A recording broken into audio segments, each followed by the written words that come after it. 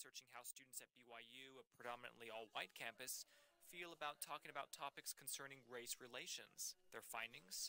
BYU students tend to shy away from race, but they feel more comfortable if their conversation is centered on a figure involved in race relations. And that figure of interest lately is Bryan Stevenson.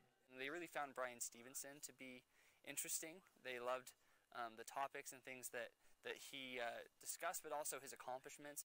Stevenson is scheduled to make a guest appearance at BYU next week to give a forum address on his Equal Justice Initiative.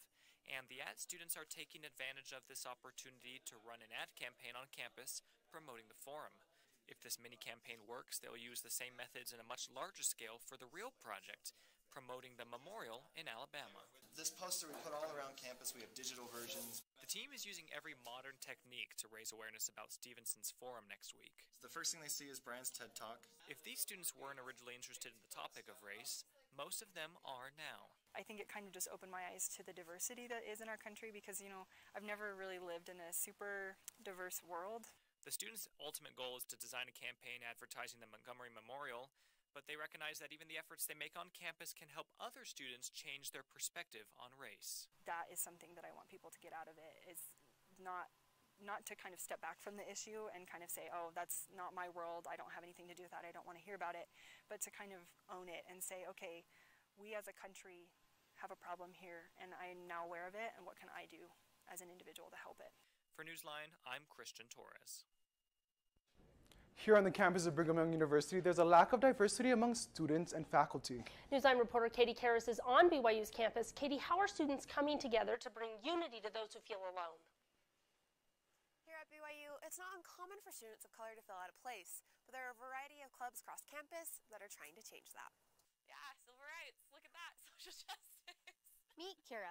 Just right on my face. Your typical college student trying to balance school, work, and a minor obsession with British pop stars. I love Harry Styles, no shame. But on the campus of Brigham Young University, Kira is far from typical. Everyone's white. And even before coming to BYU, Kira knew she was unique. We are not your traditional family. It's kind of like a This Is Us situation. As the oldest of 3 adopted children raised by white parents, Kira always felt accepted.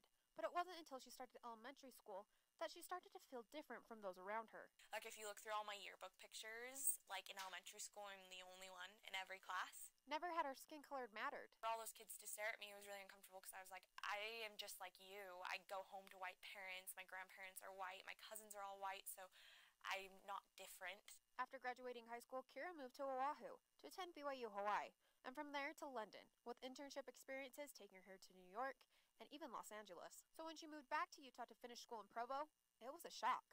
Really hard to deal with, especially when you move back from a super diverse place where everyone is mixed race, comes from all different types of ethnic backgrounds, different cultures are always celebrated, so it's really a crazy experience to come to a place that is so vanilla. According to the university, nearly 82% of BYU's campus is Caucasian, and in a recent study done by WalletHub found that out of Utah's top 4 colleges, BYU ranked last for diversity. But there is a place on campus that Kira feels she can fit in, through clubs like the Black Student Union. So the Black Student Union is just a place where students of color can come to feel safe. It's a place where we can have fun together and kind of be around people that we can relate to. The BYU Student Association says the purpose of the club is to intellectually, socially, and culturally enrich the college's campus. But to its members, it means so much more. Because here, being a minority, it's hard to find a group per se, especially people you feel comfortable around. The club offers activities and other ways for students to connect. But BSU isn't the only place. The Women of Color Club is one Kira feels personally connected to. Some of the most intelligent, eloquent, and amazing women I've met in that club. Other opportunities for students include the Civil Rights Seminar, aimed at providing students with knowledge and skills to improve race relations in the United States. A mixed group of BYU students who spend time touring historical sites related to the civil rights movement. That was probably the most spiritual experience I've ever had in my life. BYU is providing opportunities for everyone to feel like they belong. And for students like Kira, a place to find unity. Comforting to know and be validated in my experiences, because I think for a lot of people, for most of my life, I felt very isolated. And while remembering back to experiences in her past, Kira says she's hopeful for the future. Things are definitely changing. I think our generation gives me a lot of hope, I think, so that makes me kind of excited to be a part of it. In addition to BSU and the Women of Color Club, there are nearly 30 other clubs across campus. You can find out more about these groups and how they're making a difference at clubs.byu.edu. Back to you. Thanks, Katie. According to the NCAA, 47% of college football players are black. However, here at BYU, that number's only 15%. Newsline reporter Adam Gibby found out that across all the sports, BYU has a much lower percentage of black athletes compared to the national average. Adam, you spoke with several of those minority student athletes? Yes, I spoke with many athletes and coaches, and they all seem to have a very similar story. And let's just say it doesn't follow the typical stereotype. Here's what many think of when they think of Brigham Young University. Black students make up 0.5% of the BYU population, compared to an estimated 16% of college students nationwide. The majority of these black students at BYU are athletes. Steps up, on the move, downfield. As one may imagine, it may be a culture shock when minority athletes come to Provo for the first time. Senior sprinter Keisha Miller is from Bermuda and is not a member of the Church of Jesus Christ of Latter-day Saints. She says the first time she stepped foot in Provo was during her freshman orientation. When I first got here to BYU, I just remember thinking, wow, like there's a real lack of diversity. Despite being a minority on campus, many feel at home. Micah Simon, a junior receiver for the football team, says that despite being from Fort Worth, Texas, a city where nearly 20% of the population is black, Simon feels at home here in Provo. I look at all people, the same and equal, and that's how I want to live my life and spread positivity. School administrators and coaches are trying to make athletes feel like they belong. More diverse now than it was. What was that? Pretty much 20 years ago now. Being here is actually a great thing. People kind of take you in and treat you like family. One reason minority athletes may feel welcome is because many students have served church missions all around the world. 63% of BYU students have served a mission for the Church of Jesus Christ of Latter-day Saints, many of whom served in areas where they became the minority themselves. As a mission, I went and served in southern Mexico, and I went from a very middle class background, predominantly white community, to being one of the only white people in the area. Despite the perceptions of BYU, athletes are finding a home away from home. Once we're all together, it's all a brotherhood, it's all family, and everybody just feels welcome. Coaches and administrators tell me that BYU is always searching for ways to be more inclusive and welcoming to all athletes by having clubs, activities, and by recruiting from around the world. Reporting for Newsline, I'm Adam Gibby. Cameron McCoy is one of the few African-American professors here at Brigham Young University. During his undergraduate studies, he did not like the lack of racial diversity here in Provo. Newsline reporter Carmen Kodia is here today. Carmen, the history professor, is here at BYU to break racial stereotypes. That's right, Palikiko. It's been 16 years since McCoy graduated, and now, back on campus, his goal is to teach students how to act and think differently on social issues. Intense, focused, dependable. Those three words best describe Cameron McCoy.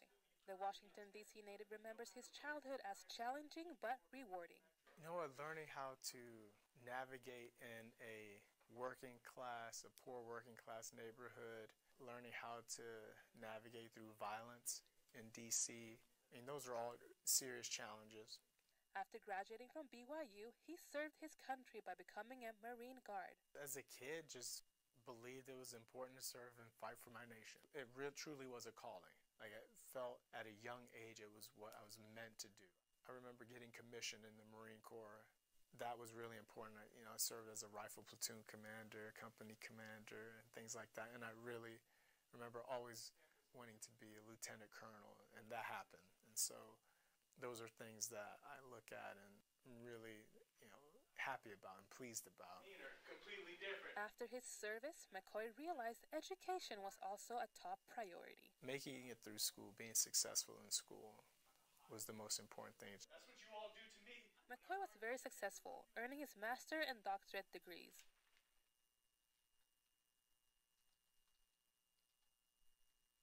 So I can only speak from my standpoint. When I was a student here, I would have loved to have seen professors of African descent. I never saw that while I was here. Inequality is still prevalent in our society. How does that topic always come up when it comes to the United States? And if we just look back to the founding of the nation, it was founded on inequality. And I think that's rooted. As a matter of fact, I know it's rooted in the identity of the United States. I do believe that the nation has improved. The fact that you and I are sitting here and having this interview on a college campus. Just a statement, kind of like... McCoy says he came back to BYU because he felt an obligation to give back to the school that had helped him in his career. In my class, I want them to gain greater empathy for diverse groups. I want them to do their best to break away from a homogenous way of thinking.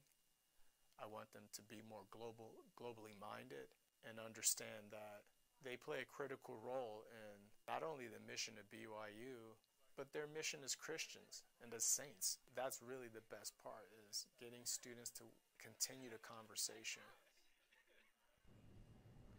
Dr. McCoy teaches history and hopes more people will recognize the importance of diversity in society. Carmen, how do students at BYU like Dr. McCoy's teaching philosophy? They love it. He helps his students, he has high expectations for his students, but he helps them to reach them. Dr. McCoy is humble and wants his students to succeed. Thanks, Carmen.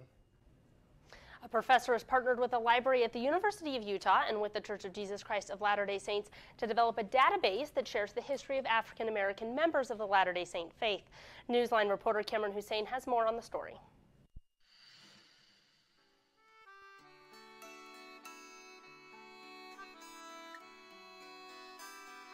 Century of Black Mormons is a digital history database. It documents and recovers identities and voices of African American Latter-day Saints during the faith's first 100 years. Paul Reeve, the head of the project and a history professor at the University of Utah, said, "I hope the information in the database will help scholars of religion and lay people alike begin to understand what it meant to be twice marginalized, a member of a minority race within a suspect minority religion." BYU student Andrew Panaris says the database has been eye-opening. So the thing I love about this website is it not only gives information about this not being a white religion, but it also, it's so much more than that. It gives stories and backgrounds about different people and kind of what it was like in that time to be a minority or a person of color.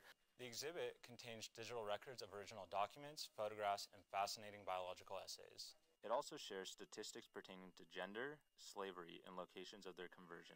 However, the most compelling aspect of the database is the rich stories of African American members like Jane Manning James, who participated in early church women's organizations, and Elijah Abel, who served 3 missions for the church. I like the things that I've been able to read just about Elijah Abel.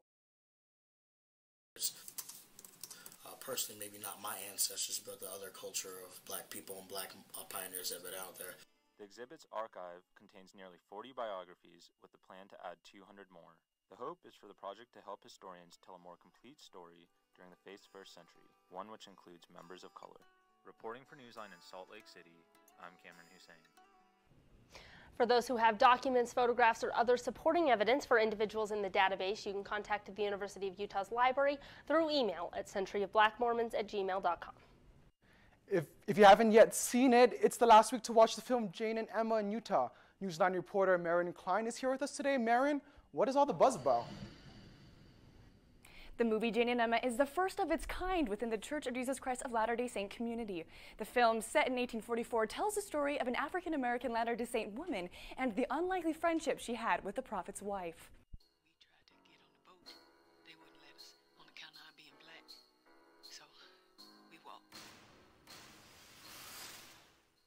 You cannot just make a film about racial issues without doing a lot of hard work to understand it, and I don't understand it.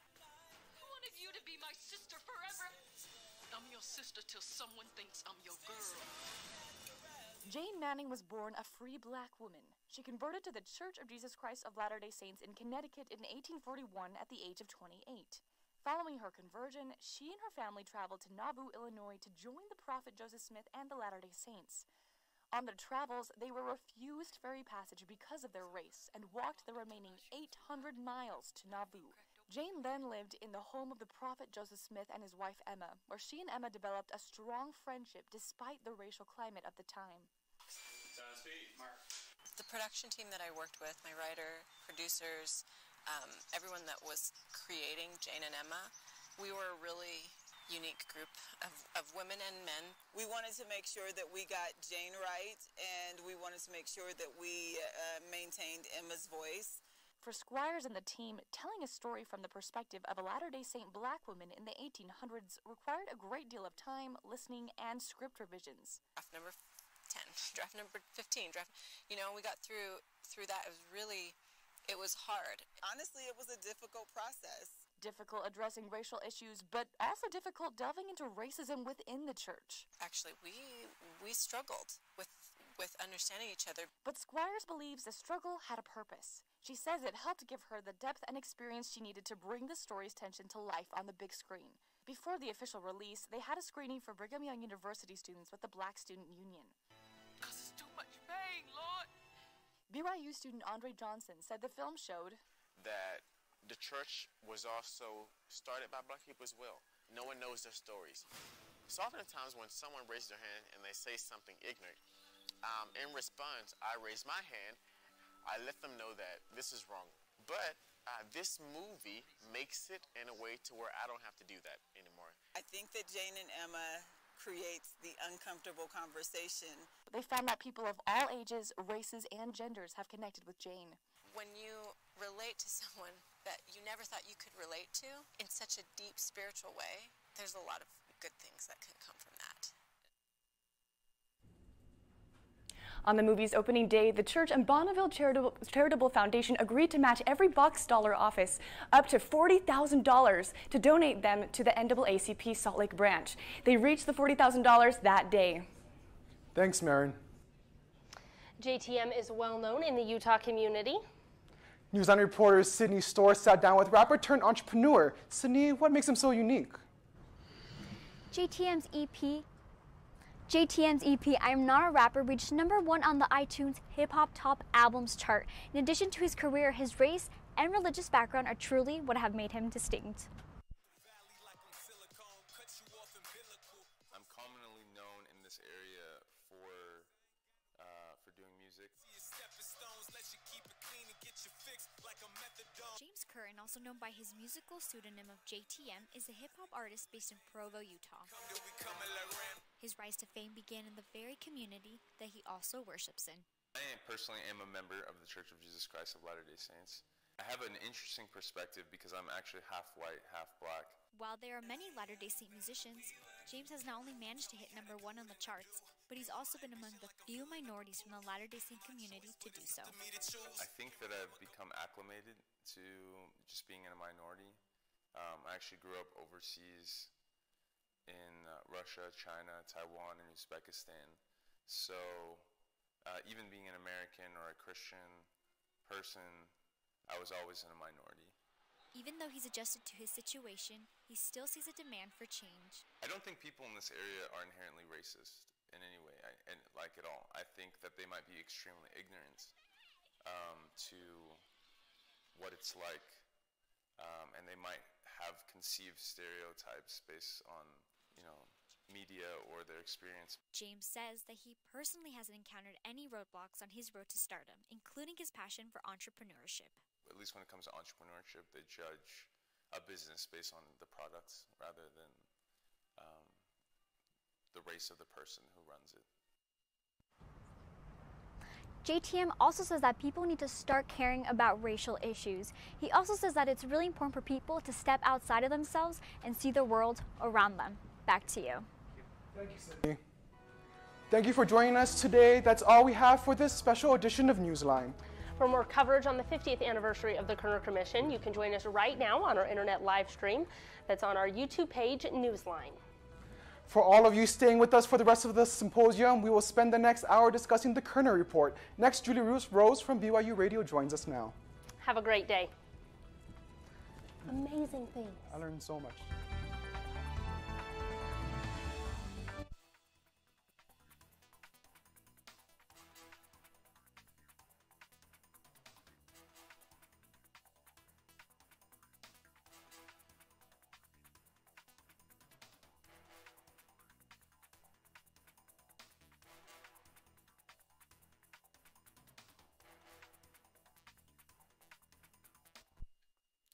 Welcome to the BYU Radio studio in Provo, Utah. I'm Julie Rose, host of the daily news interview show Top of Mind, heard weekdays at 5 p.m. Eastern on Sirius XM Channel 143 and BYURadio.org. You're watching continuing coverage of Kerner Plus 50, an examination of race in America 50 years after the Kerner Commission report. The commission, which had been appointed by President Lyndon Johnson, blamed racism and systemic discrimination for fomenting frustration that led urban centers around the country to erupt in violent riots. White society is deeply implicated in the ghetto, said the commission's report. White institutions created it, white institutions maintain it, and white society condones it. Today, 1 in 5 Americans believes racism is not a problem in the United States. That's according to a Pew Research survey released last week. And perhaps that explains why it's so hard for us to talk about race in America today. How can we talk about a problem not everybody agrees even exists? I'm joined in studio by LaShawn Williams, a professor of social work at Utah Valley University. She teaches and writes about cross-cultural interaction. Welcome, Professor Williams. Thank you for coming in. Thanks for having me. When somebody in America today says racism doesn't exist, that it's not a problem at least, can you put yourself in their mindset for a moment and help us understand what's going on from that point of view? Oh, for sure. The visible markers of de jure racism are gone. We are comfortably integrated through entertainment, through sports. Our schools are integrated. Our work environments are integrated. We're not seeing the blatant separation. But what we're also not seeing is the invisible separations that continue to divide us and are founded and contributed to by ongoing systemic racism. So people who say racism is not a problem in America, are they defining racism differently? Yes, yes. They focus on racism as specific, intentional, direct, blatant, obvious acts. Because we are not seeing, or at least we weren't seeing, marches of white nationalists or Nazis or the KKK, it was then believed that racism was now not a problem. So because we're not seeing it the way that we're used to seeing it from the civil rights movements of the 50s and 60s, then it, as it was exampled then, must no longer exist. Give me an example of something that, an instance of racism that someone who believes it's not a problem is not seeing. Like, what are they missing exactly? Well, racism is a system of advantage based on race. Most of our isms, most of the nationalism, capitalism, racism, sexism, heterosexism, anything ending in ism helps us to remember that it's a system of advantage based on whatever the prefix of the ism is. And so racism is a system of advantage based on race. What we don't see is how racism was built on access to resources and how resources meant power. Power in our country and resources in our country is based in land, and land is where you live, and where you live influences where and how you go to school.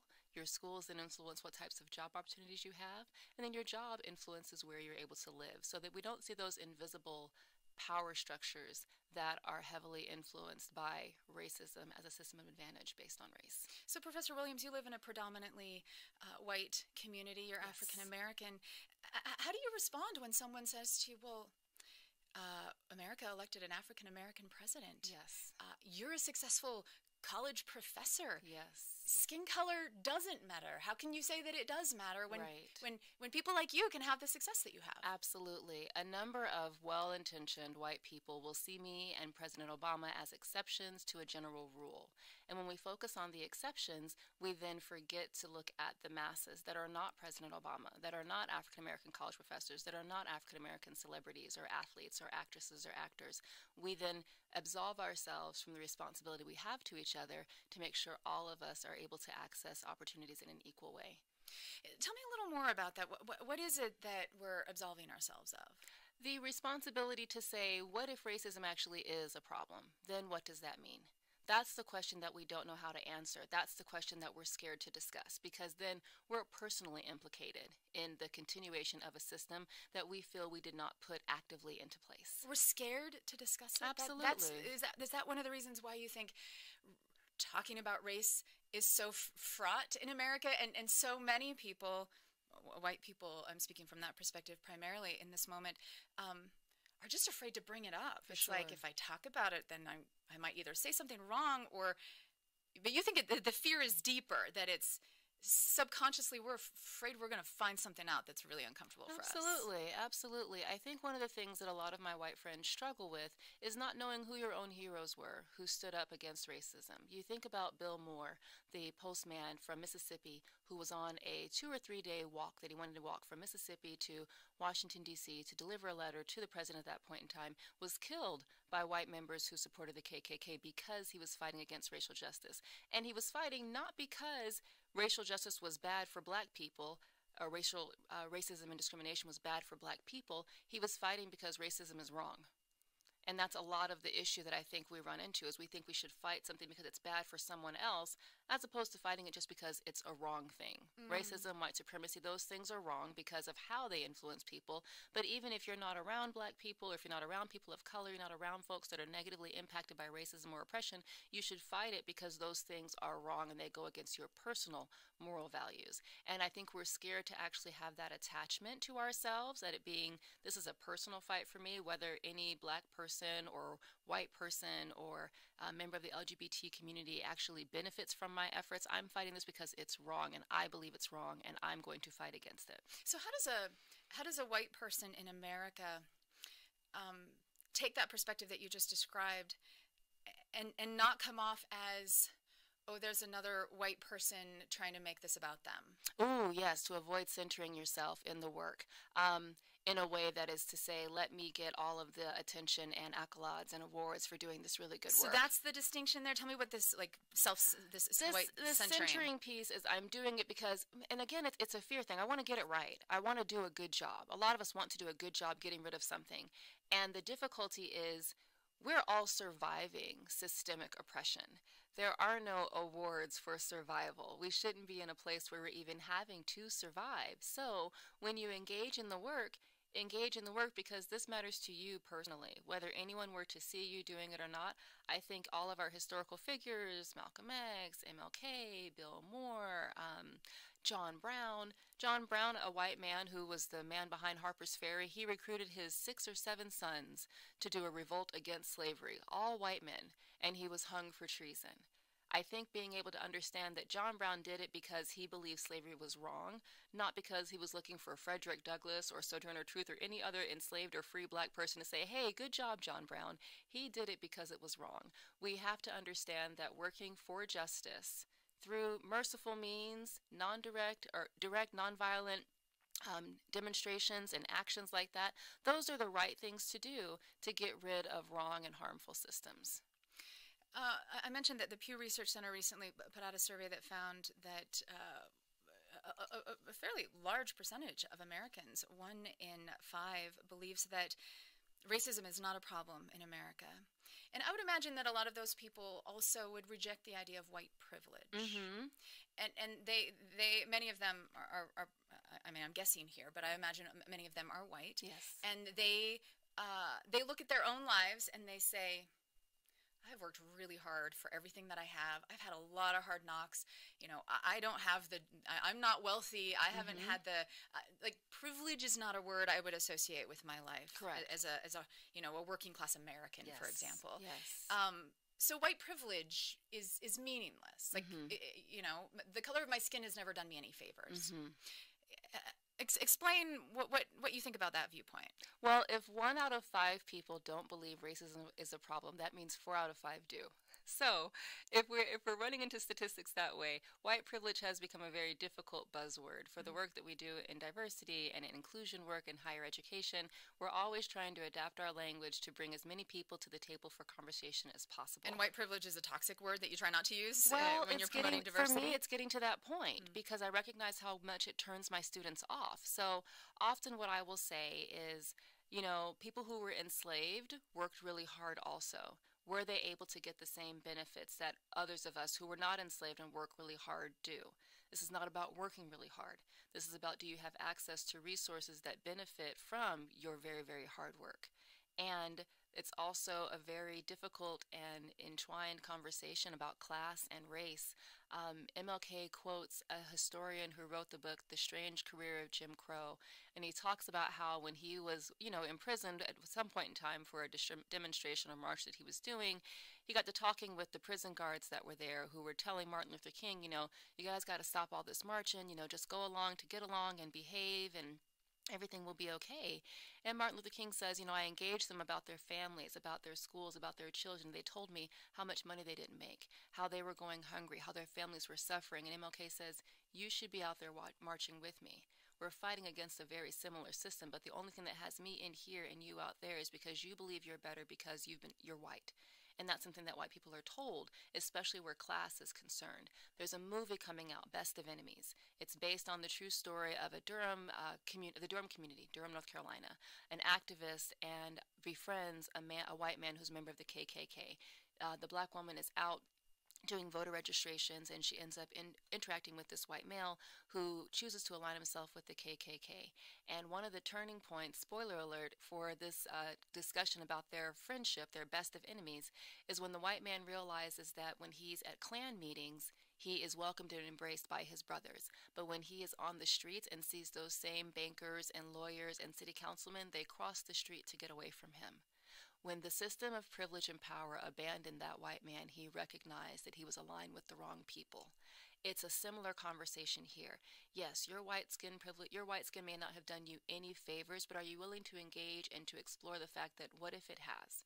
What if your white skin was used to keep my brown skin out of places? And if that were true, none of it's saying that you're a wrong person. It's saying you're benefiting from a system that was set up long before you took your first breath. And because you have that privilege, you actually now have leverage. You have access to something that I don't have. And if you can make space for me to be where you are, there are ways that I can also probably make space for someone else to be where I am. And so our privileges now become power. Yeah, that's really interesting. I think a lot of people perceive the idea that if I acknowledge that I have benefited from white privilege, that I therefore must bear a burden of shame and guilt, that I should feel badly about this thing I got that I didn't work for, that I was just born with. Absolutely. Does guilt have to come along with acknowledging white privilege? Guilt, yes. Shame, no. Shame says that something about you is wrong and terrible and unworthy of respect or unworthy and is unredeemable. Guilt says, I'm behaving in a manner contrary to who I really believe I am. Guilt will motivate you to make changes. Shame will not. And so this idea of a privilege shame, any of us can have it through skin privilege, through ability privilege, through class or educational privilege, through sexual orientation, gender identity, political, nation, any sort of privilege. There are so many identities that we have. All of our identities exist within us experiencing privilege and oppression. When we experience privilege, and we feel guilty about that privilege, it just means, okay, what can I do to leverage this? Because privilege is it's not a use it or lose it kind of thing. I have it whether I leverage it or not. Leverage it for what? Give me one specific example of what someone could do to leverage the privilege that has come with their color. Who do you bring with you to access the same resources that you don't think twice about? Like what? Like school. I think a very easy area is the schools that our kids attend. One of the things that I will do, because I have class privilege that allows me during the workday to go and volunteer in my child's classroom, I tell the teachers, if there is a kiddo whose parent works and they can't come in, can I work with that kid? That's a simple way that I can leverage class, education, and time privilege that I have that other working parents might not have. It's an easy example. But a lot of us don't seem to think that we can do small, easy things like that. But we can, and it takes small, easy things to dismantle these systems of oppression that we all are living within. I'm speaking with LaShawn Williams, who's a professor of social work at Utah Valley University. She teaches and writes about cross-cultural interaction. The Pew Research Center's recent survey found that views on this, whether racism is a problem, fall quite dramatically along party lines. So 24% of Republicans in this survey said that racism is a very big problem. That's 24%. Compared to 62% of Americans who believe that it's a problem. Of Democrats in America who believe that it's a problem. So more than double. Yes. Why do you think that views on race would be tied up with politics at all? It's our foundation of our country. From the 3/5 compromise that was settled that deemed our political representation for the North and the South. When the Southerners wanted their enslaved humans to count for their numbers and representation, to give them more representation in the Congress, the Northern representatives said, well, then we're going to tax you based on representation as well. Southerners said, no, we want the numbers representation, but their property so far as taxes are concerned. And a 3/5 compromise was made that had enslaved Africans considered 3/5 of a person for taxation and for representation. So race is at the foundation of our political history here in the U.S., and so there's no surprise that it will find its way into our current political environment. Is there a reason, though, why you think today that there's such a divide? I mean, we know that we're more polarized than we have been politically in at least 20 years. Democrats, people who identify as Democrats are, more solidly Democrat than ever before, and Republicans likewise. Yes. I guess a part of the question is, are we just, because we're just divided in general, like this also aligns with our views on race and whether or not it's a problem? I mean, is there something that's going on that's causing, Democrats to be more concerned about racism in America and Republicans to not be? Well, race is one of the few things we think that we can see. I can look into a room and I can discern differences in phenotypical, stereotypical, racial characteristics.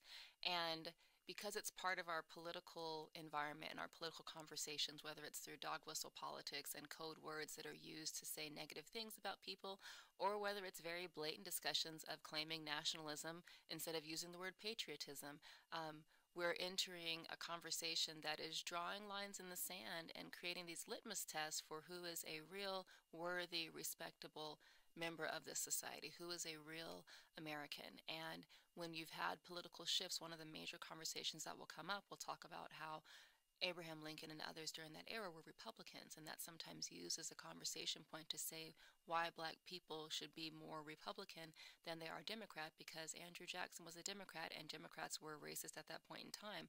What we failed to also discuss is the shift in party philosophy and party ideology that happened from the 19th century, from the Great Depression and on, and we fail to study our history. We fail to study how the Social Security Act of the 1930s included so many people, but it excluded agricultural and domestic workers, which were predominantly people of color.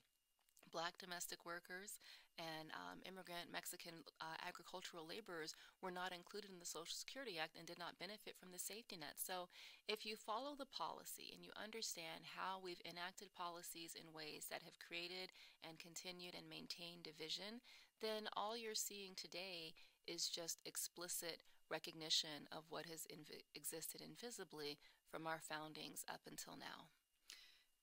Professor Williams, how do you think the national discussion that we have been having for several years now about white police officers using violence against black men, often unarmed black men, how has that affected race relations among everyday Americans today? It puts a lot of us in fear of each other. It puts a lot of us in a place where we feel like we have to prove our worth to each other before we can even engage in a healthy manner. It's unfortunate that we have these demonstrations happening within our communities, demonstrations of violence, demonstrations of resistance. People are asking to be heard, and Martin Luther King said a riot is the language of the unheard. It also goes back to how officers and law enforcement are trained to engage with people. For me, as a mental health professional, we know how important it is to de-escalate and to engage folks. More officers and departments are taking mental health engagement seriously, but it's a long process because of how we associate law and order through Richard Nixon's administration and crime and punishment as opposed to protecting and serving. What would it look like to protect and serve? Do you think that I have wondered if, for example, with when we look at the Black Lives Matter movement, and then also if we even think about the protests that Colin Kaepernick began, and NFL players kneeling during the national anthem in sign of protest, calling for more work to be done around both the issue of police force and racial discrimination in general. And then we see that conversation. It seems to me like oftentimes these issues where race is underneath it, end up getting interpreted as being about something else, and that's the thing we focus on. So, for example, with the police force conversation, there are people, I'm sure, who feel like, I'm not going to support Black Lives Matter because they're anti-police officer. This is about not supporting law enforcement. Or, you know, we saw that very clearly with the NFL protests.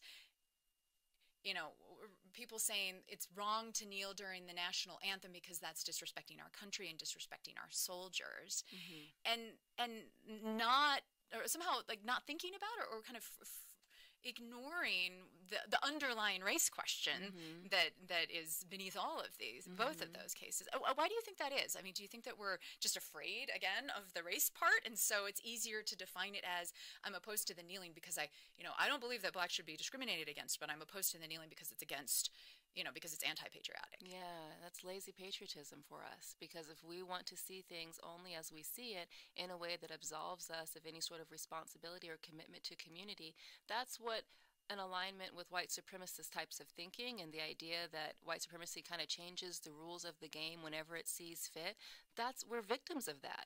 If we're willing to all of a sudden make kneeling a symbol of disrespect, whenever there's an injured player on the field, the teams will both kneel until the injured player is removed. People kneel to show respect to deity and to leaderships and, kingdoms and whatnot. People kneel to propose. People kneel to worship. How does kneeling all of a sudden become a negative thing when I'm uncomfortable with why you're kneeling? That's what we're not getting to.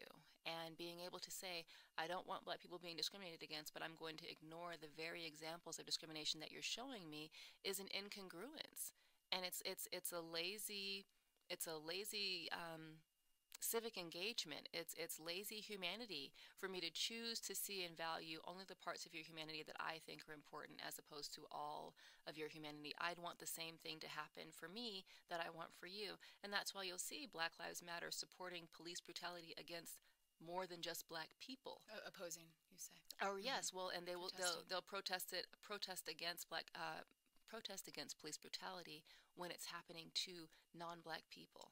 And so, but the other thing about it is we wait and we try to see if people are going to say white lives matter, then will they show up for white lives that are damaged and impacted by police brutality as well, or not? There are some really interesting conversations that we have to play within these political gymnastics and these political games of switching the rules and this bait and switch, and it's like being in a house of mirrors at times. You don't know what you're walking into, because when you think you're walking in one direction towards unity, towards conversation, towards community and connection, it switches, and you run into a mirror, and it's like, oh, I'm not getting the support and the help that I thought I was because you are uncomfortable. How do we get that unity and conversation and support? And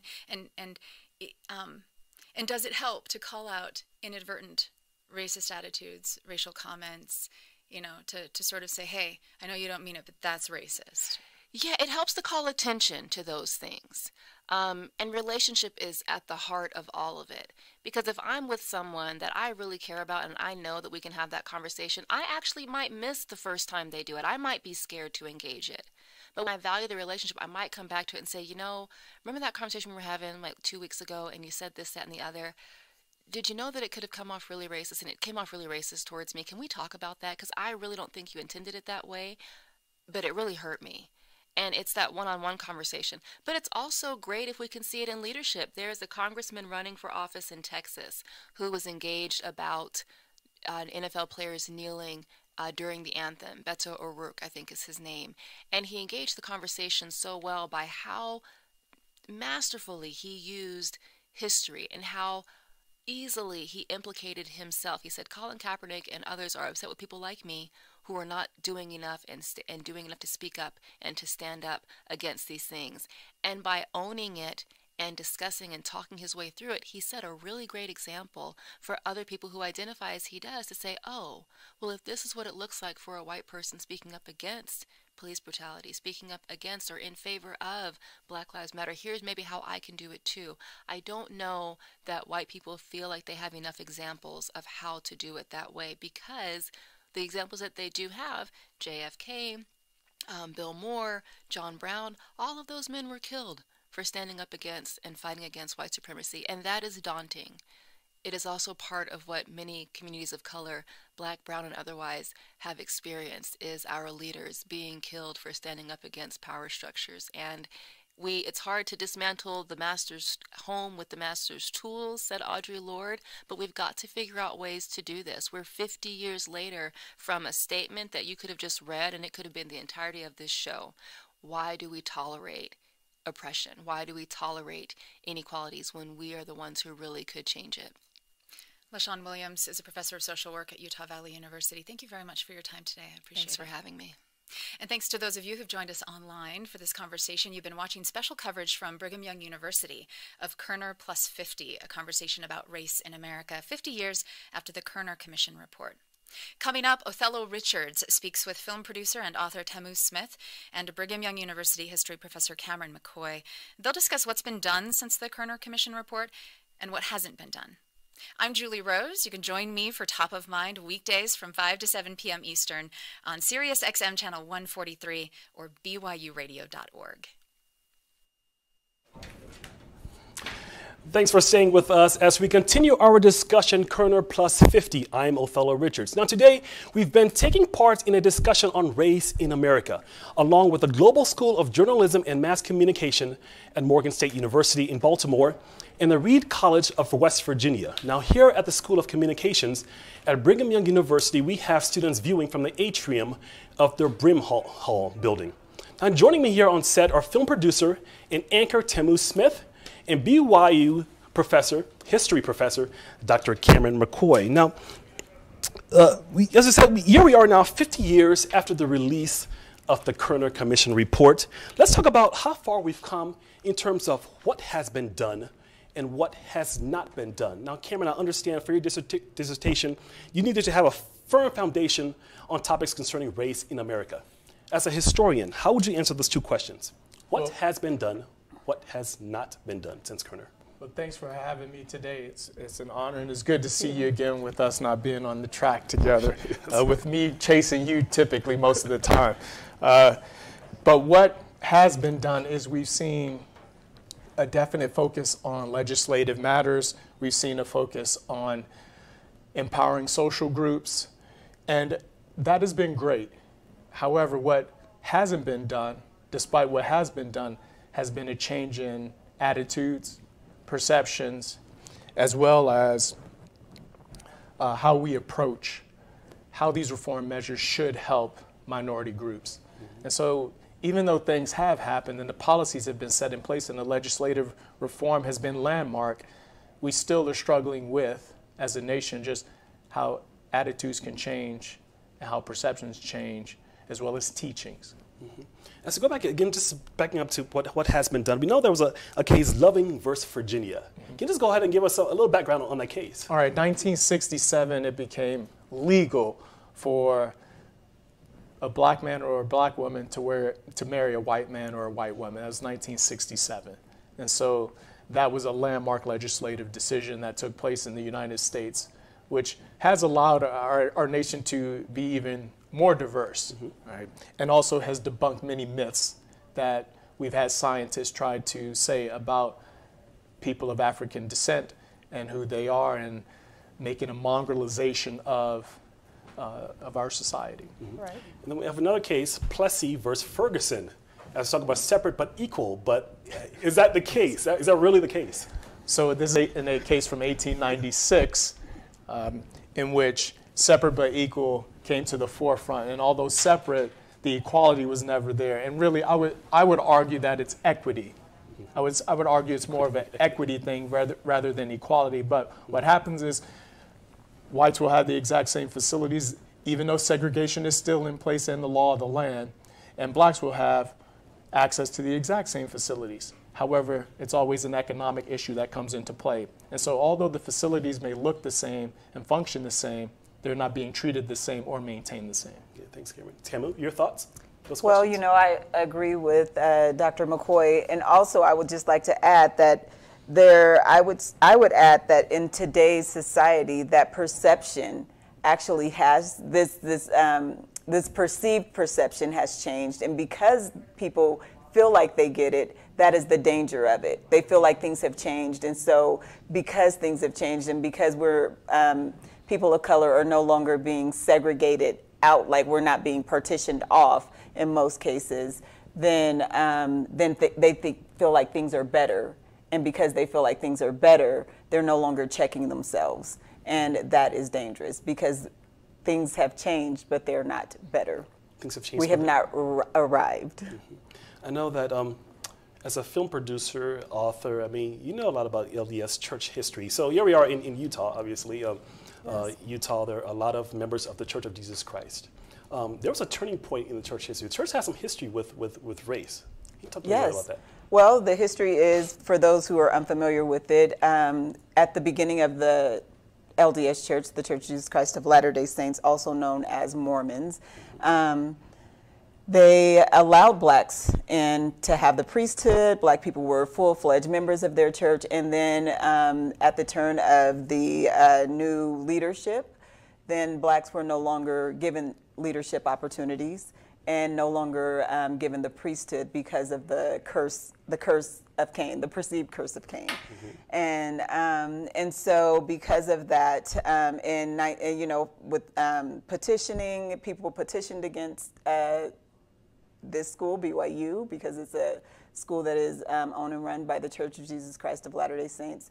And in 1978, black men were given the priesthood and they were given leadership opportunities, or that ban was lifted. And so moving forward, we've had, we just actually celebrated the 40th anniversary of blacks in the priesthood, or the reinstatement of blacks in the priesthood and blacks in the church. And so I think that what was the question, what has changed here? Yes, what has been done, what has not been done? What has been done? Well, I can tell you, first of all, what has not been done is sometimes when we get through a period, we don't want to look back and we don't want to talk about it. And there's this shaming that comes with anyone who wants to acknowledge or give a nod to the past or say, this happened in the past, what is happening now?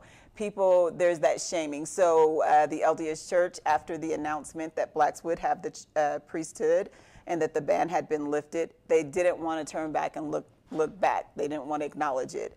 And because of that, there were lots of things that happened.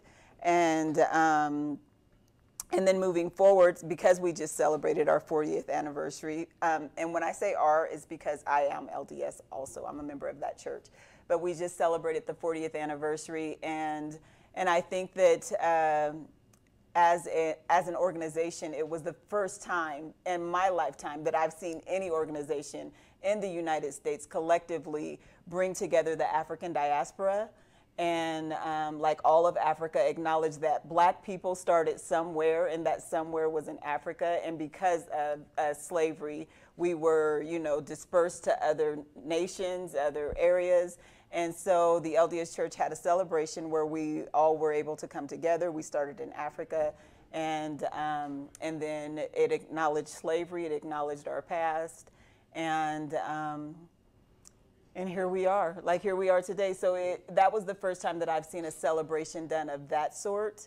And I think that the Church of Jesus Christ of Latter-day Saints is definitely in a position, if they wanted to start having those. It sparked a conversation, and we are able to start to move forward. Yeah, I remember all three of us are members of the Church of Jesus Christ of Latter-day Saints. Some of you out there have probably seen these missionaries on bicycles with their suits on. At one point, I was one of the missionaries. I served my mission in Oakland, California, and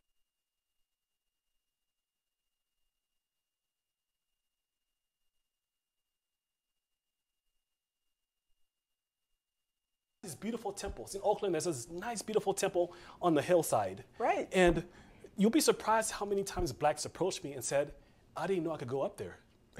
Which amazed me. Didn't even know they could go up on the hillside. They didn't know they were allowed to go up and onto the temple grounds. But that's the same way when I'm a convert to the Church of Jesus Christ of Latter-day Saints, and the temple was right near where I lived. And I didn't think I could go to it either. So that's a very common thing. And I grew up in the Northeast United States in DC and New York. So those are things that are common. Yeah, so you have to try to think about where did that mindset come from? At what point did they start thinking that? But I felt that me serving in Oakland gave me opportunity to teach them. And yes, you are allowed. The church is open to members of all races.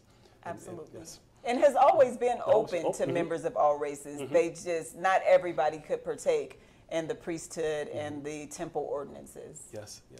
Now, Cameron, you talk about, we've had our first African-American president, and now we're seeing this rise in white nationalism here.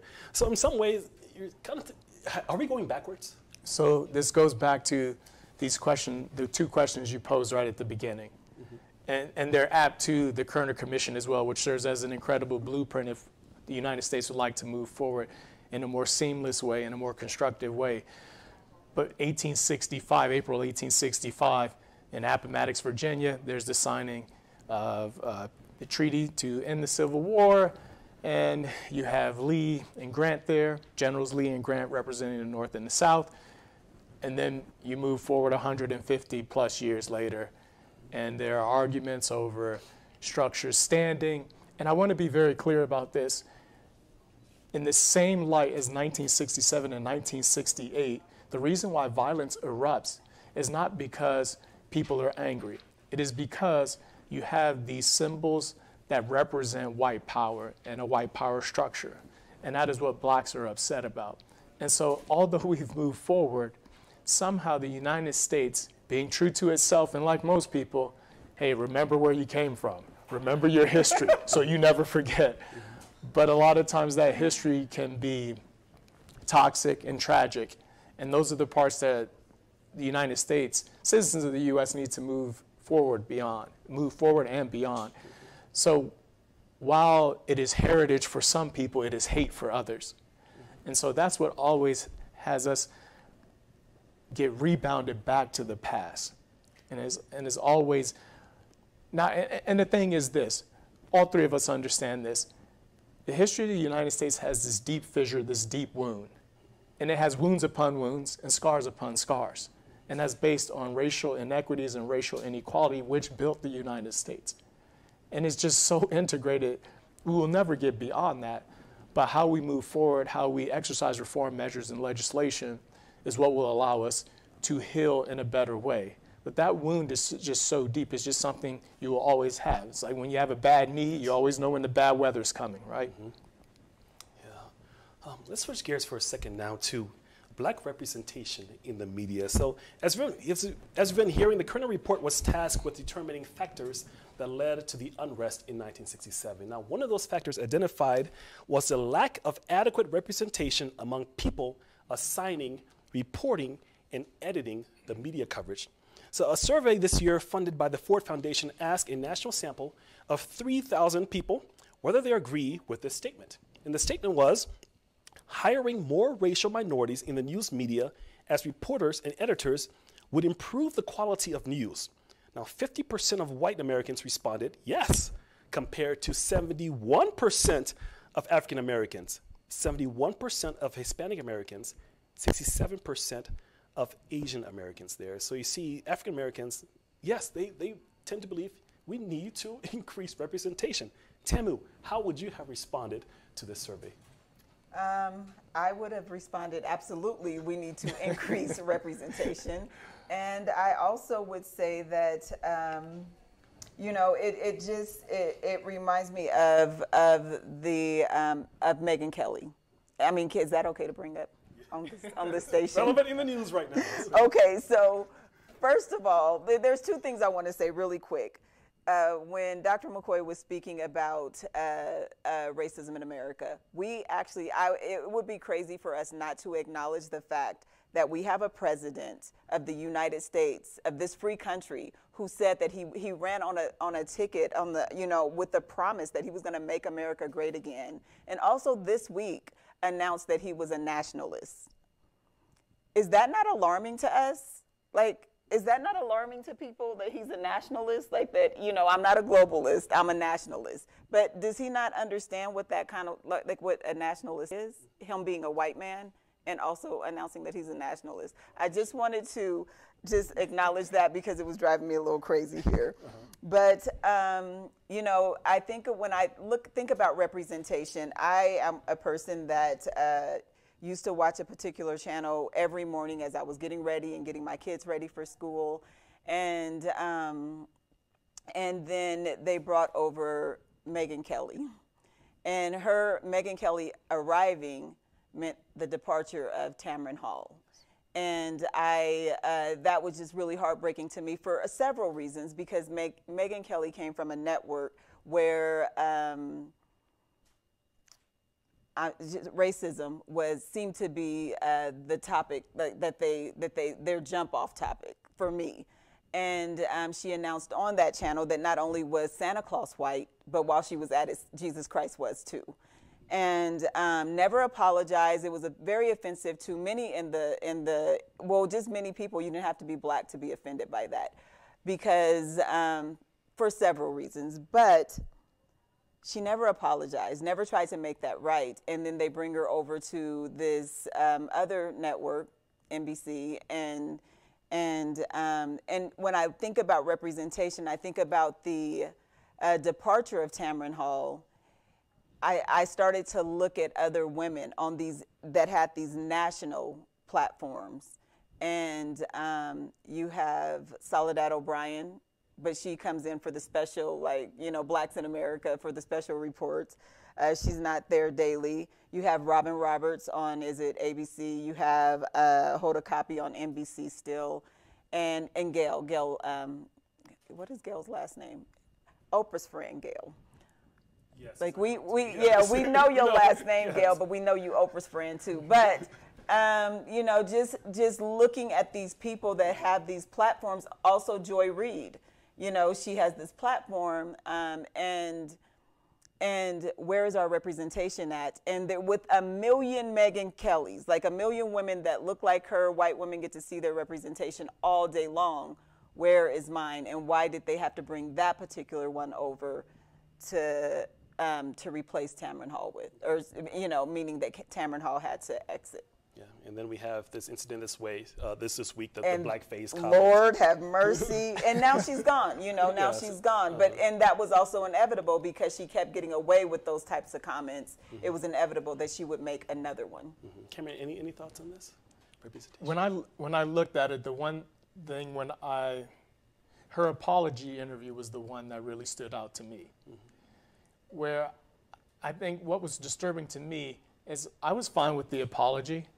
You knew it was going to come, right? It's a natural reflex to those types of things, especially when you're backed in the corner and you know I'm about to take a PR hit and a financial hit because of my comments. So you know what I'm going to do? I'm going to invite two black people on, a black male and a black female, onto my show. And I was okay with her apologizing.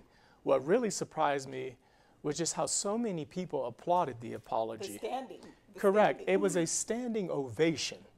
And I don't know why that bothered me so much, but it made me just recoil a little bit and think about, when do people start getting a pat on the back or getting applauded for making a very insensitive, bigoted, or racist comment about something and immediately or not terminated? If I had said something like that, or our incredible author and producer here, Tamu Smith, said something like that, we would have been gone within an hour. And I understand her emotional capital and physical capital for news organizations and channels in the United States, but that just really threw me off. And what she had on there were people educating her. I didn't feel that she had done enough education for herself to be able to speak solidly on that topic, that she had not sharpened her intellectual ideas about the topic. If that was me, that night, I would have been in my room studying everything and then come and said, this is what I have learned, because she says that. She says, sometimes I talk, sometimes I listen, and I'm paraphrasing, but she's like, yesterday I learned. And I would have just done that. I would have found every book and brought on experts about, look, what is it that made me do this? And she didn't highlight, I come from a background of privilege, which is why I made those types of comments, because she did say that. She said, well, where I grew up, and I knew that was coming, and I'm not but you about also don't get to make those mistakes. You Exactly. don't get Yes. to do that. You Yes. don't. You can never make that mistake and think that you're going to show up on TV the next day to get to apologize. Yeah. Like we don't get to do that. But also we understand that we have to apologize. Forgiveness isn't just given to us easily. That's true. I mean, I always wonder how fast you would have learned had there been an African American on the set when that comment was made. And there likely could have been. Yes, yes. But she's not approachable, because when you are seen as the moneymaker, you actually, who's going to say something to you if I'm not your boss? I'm going to transition a little bit now to telling your story, or telling our own story. Why is it important that blacks tell their own story? As a storyteller, I think that, and watching other people tell our story, oftentimes they tell the story that they know of us.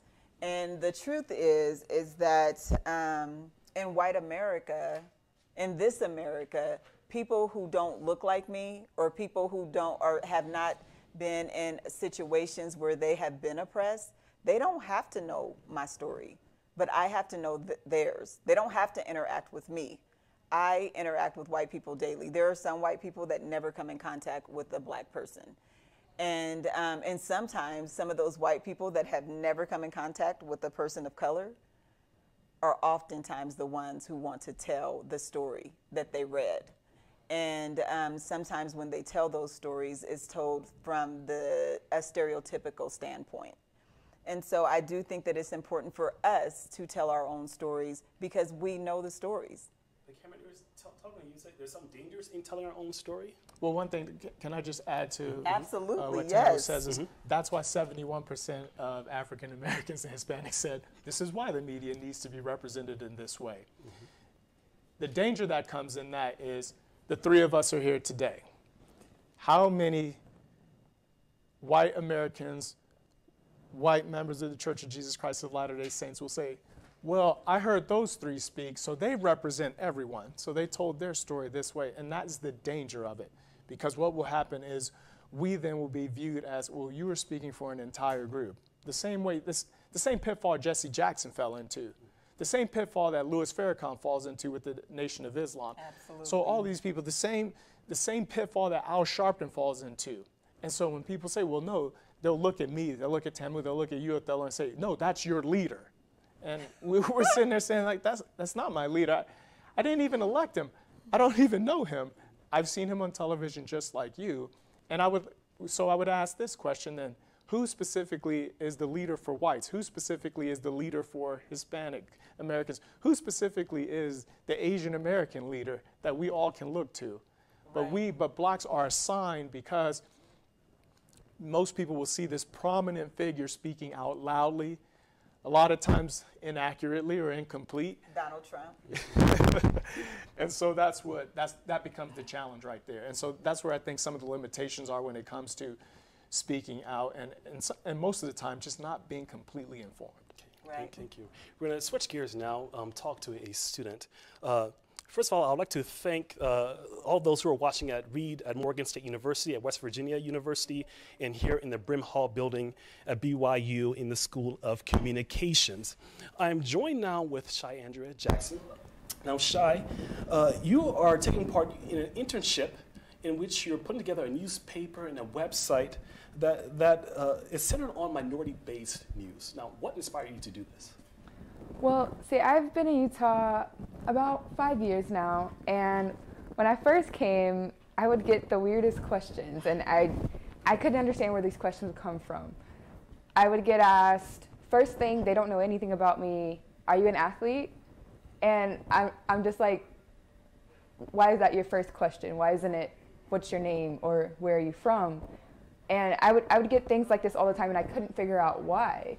And so I started thinking about it, and in a state like Utah where the black population is so small, like almost non-existent, I realized that the only thing that they could know about me personally, my race, is things that they get from media, that they see on TV, movies, and everything. That's the only thing that they have to go off if they don't have a realistic or a person that they can experience and learn from. And so I created the news-based website to give people a chance to both hear other people's story, to be able to connect and relate to us, so we stop getting those awkward questions that you're like, why would you ask me that? And also to highlight minorities in ways other than violence or entertainment in the news, another light for people to see that I'm not just an athlete, I'm an individual and a person. I can tell you, I've got my fair share of awkward questions as well. Now, you were telling me that your grandmother, she has a different perspective when it comes to race issues involving blacks and whites.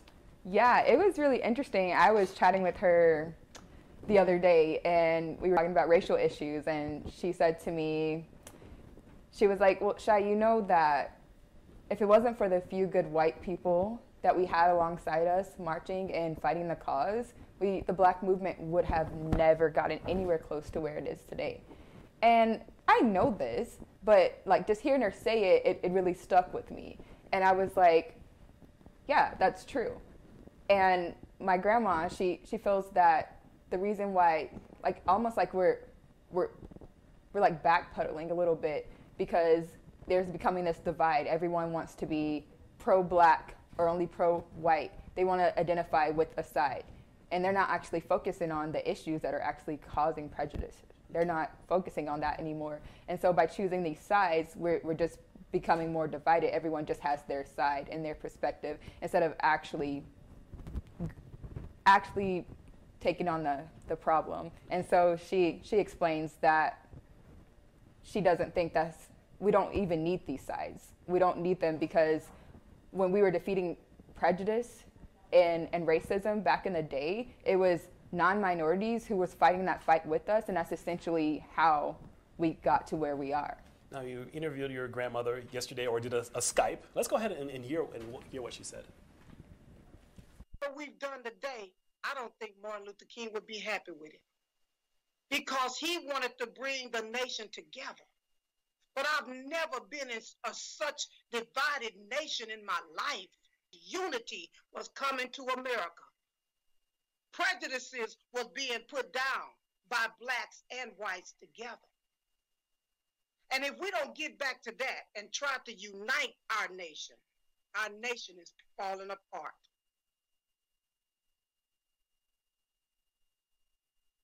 It really moved me. I was like, man, Martin Luther King would be unhappy with this? Like, what? It's really special, and I really appreciate her insight, because when you talk about racial issues, I normally only get one side. They're either, oh, I'm so mad at white people for doing this, but they never actually understand that that's actually what's kind of causing divide.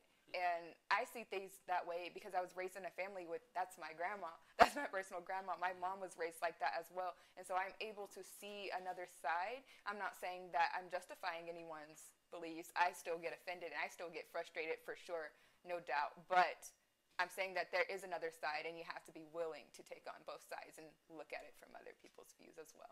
Looking from other people's view, you're telling me, so your grandmother recently visited you here in Utah for the first time. How did that go?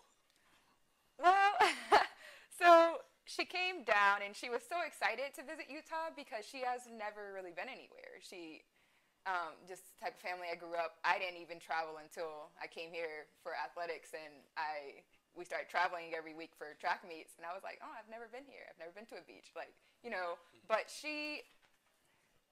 I was kind of trying to let my family know that, okay, you might get some abnormal things here, because we're kind of, people wonder, I don't know.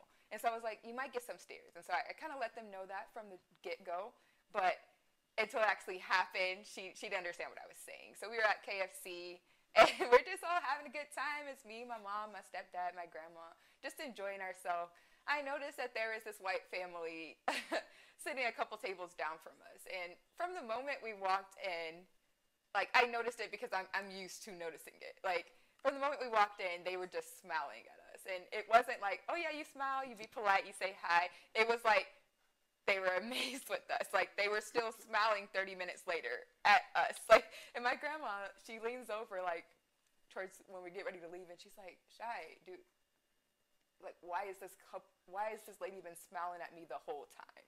Like it's almost awkward because it's like, no, it's not. Like, what's going on? Like, what is she looking at? And so I'm just like, you see, that kind of thing kind of happens here in Utah. Like, because we're not the norm. They're not used to just seeing a black family, and they're wondering where we're from and why we're here and all of these things. But if you're not a black person, you're not going to ever notice that, and you're not going to ever experience that. And so it's definitely interesting. She was like, it made me feel special, which is not how I would have reacted. I would have been like, that made me feel awkward. Like, I didn't like that, but my grandma was like, oh, I felt like $1 million because she was amazed at me. And I was like, oh, that's an interesting take. Then lastly, we'll talk about, so Brigham Young University, like many other universities, has a black student union. It's open to individuals of all races. You're at BYU, you said there is one white male that attends. And you talked to him about why. Yeah, my friend Hiram, he's awesome. He's like a prime example of what I was saying earlier. That, like, when I'm around Hiram and he's at BSU, he's placing himself as a minority. This is what us as minorities, black people, to speak for myself, like, I'm trying to get away from being a minority every day because I'm living that life every day here on campus, every day here in Utah. But Hiram purposely places himself as a minority in our BSU. And I was just interested in why he decided to do that, because we're like, oh, we don't like that feeling, and he feels completely comfortable and at ease when he's with us. And so I asked him, I was like, do we make you feel like a minority? Do we make you, I wanted to know if, it was two-sided, like, do we also make you feel at BSU like you don't belong there? Because that's how a lot of people say that it makes them feel here on campus and in Utah, being a black minority. And so his response was pretty interesting. So we have a take there with Hiram. Or my ancestors were pioneers, his ancestors were slaves. And seeing that our family history, our current life situations are so different, but yet we ended up in the same place. I don't go to BSU because, I want to be with all the black kids. I go to BSU because friends, not as like my black friend. So your concluding thoughts there? Yeah, I totally think people like Hiram, like to me, when I look at Hiram, I'm just like, okay, he realizes that the first thing he notices isn't that we're a different color. He notices that we are people. We're both humans. We're both at BYU studying. And a lot of people, I feel like the first thing they notice about me is that I'm a different color, and then they start thinking about how I'm different from them. And that's why we cannot connect, because they just started off with the differences. But when I'm with Hiram and when he's with us on campus and in our events, like he wears Black Lives Matter shirts, and people always look at him like, why are you wearing that? And he feels completely comfortable. I don't feel like he's trying to assimilate to become black. He's being himself, and we're all normal because we're people. Just treat us all the same. There's a quote that I just watched the Hate U Give movie, and there's a quote on there, and it says that white people thought they were making a difference in black people's lives as well.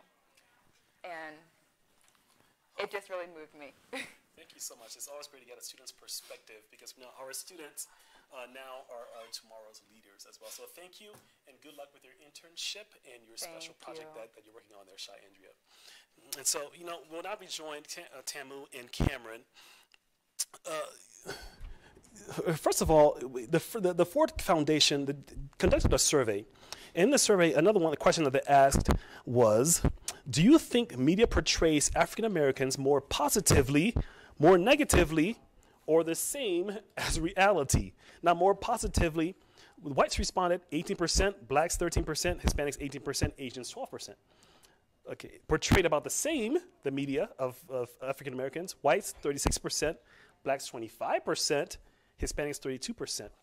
Now, this last one there, do you think the media portrays African Americans more positively, more negatively, or about the same? So more negatively, we have white Americans 46%, African Americans, believe it, 62% of the time, they're portrayed negatively. Hispanic Americans think about this, 50%, Asians, 50%. When you see this, I mean, what are your thoughts as we talk about media portrayal of African Americans? I don't believe anyone's lying or anyone feels that their representation is incorrect. I always like to lead off with that because they're not. It's their reality. It truly is. It is your reality. And all we need is, if blacks are telling whites this, believe us. Just simply believe us, because we're living it.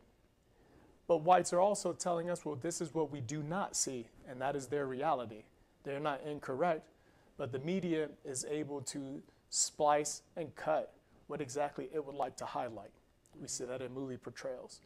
And one of the things that I had a conversation with someone, I said, one of the negative things is that I said, if you were a movie star, Cameron, would you ever dress up like a woman, like Tyler Perry with Medea, or how Larry Johnson used to be grandmama in basketball, things like. I said no. I said because I believe it would fill a stereotype, and I said, and I don't want to play to that because it's negative. I said, and that is why I truly do believe Black Panther was such a success, because its portrayal of this fictional modern day king was exactly, at no time was he compromised, at no time was he unyielding, at no time did he fit an American stereotype. Now, I do know that this is in the fictional nation of Wakanda that has never been conquered by white colonists. I do understand that. But that portrayal was powerful in so many communities, so powerful that I remember just seeing Asians dressed up like T'Challa. I saw everyone just dressed up like I'm running around saying, well, you know, eat Bombay, and then running down and going Thanos. But I think it's important that we see that that was a positive representation. And if we could have more of that, and when I say we, I mean African Americans could have more of that, you would see this tide shift, because that too opened up an incredible discourse within our nation, which is still going today. Absolutely. Yeah. Tamara, you have some thoughts on this? Oh, yeah, I completely agree with Dr. McCoy. I think that, you know, like he said, when we tell you that something is happening, believe us. But also, I think that it depends on you know, I think that sometimes when white America is looking at a television show or even the news, like when we say media, I'm thinking all media platforms. But, and for this, I'll say television. We watch How to Get Away with Murder last night. And, you know, you have the star of the show is an African-American woman. But also, when I look at that, I'm like, well, I'm not a killer. She's also an attorney. She's, you know, she has all of these different things happening and going on.